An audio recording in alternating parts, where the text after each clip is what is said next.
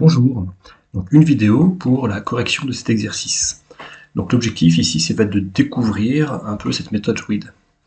Donc déjà premièrement, vous avez dû télécharger un fichier au-dessus qui correspond donc au Dormer Duval, donc qui correspond à ce texte-là.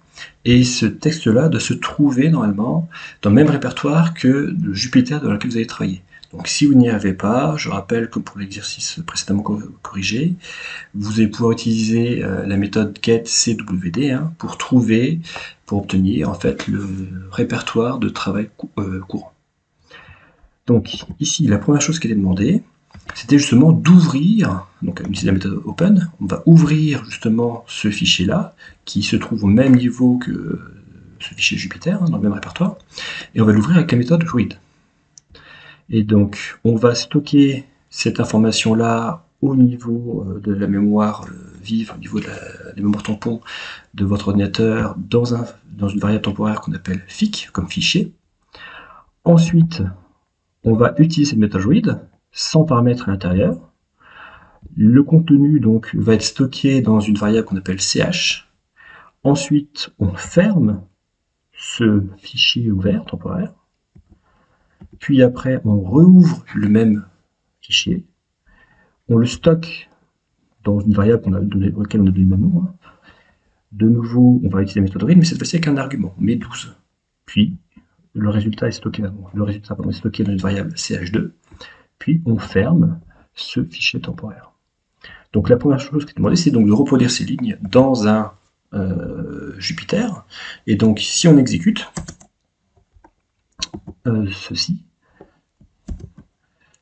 on voit tout simplement ici, on a stocké dans deux variables de l'information. Donc après, on demande de savoir le typage de CH. Donc pour savoir le typage, on tape type CH, et quand on exécute, on obtient ici str, ça veut dire que dans CH, on a stocké une chaîne de caractères. Donc à chaque fois avec la méthode read, on obtiendra une chaîne de caractères, c'est-à-dire en gros du texte. Donc c'est bien ce qu'on veut, on veut dire du texte.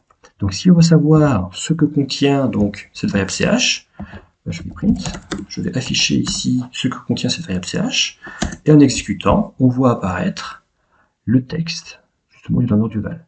Et donc ça correspond exactement au fichier qu'on avait ici. Donc si vous comparez, vous avez exactement la même chose. Les mêmes sous-lignes, ainsi de suite. Tout a été conservé, les accents aussi. Il n'y a pas eu de problème. Donc ça signifie donc que quand j'utilise la fonction read, sans paramètres, donc ce qu'on a vu ici, on va donc lire tout le texte intégralement. Maintenant, on va voir si on met des paramètres. Ici, 12. Donc, c'est ce qu'il fait ici. C'est dans ch2. Donc, pour savoir la variable ch2, ce qu'elle contient, je tape print ch2, j'exécute. Et là, on voit qu'on n'a que le début du texte. On a le dormer et ça s'arrête là. Et donc, si je compare avec le texte normal, on voit qu'on n'a que le début. Et si on compte justement le nombre de caractères, ici, j'en ai 2, puis 1, puis 7, donc ça fait déjà 10. L'espace ici, ça fait le 11e, et le D, c'est le 12e. Donc en fait, j'ai pris les 12 premiers caractères de mon fichier.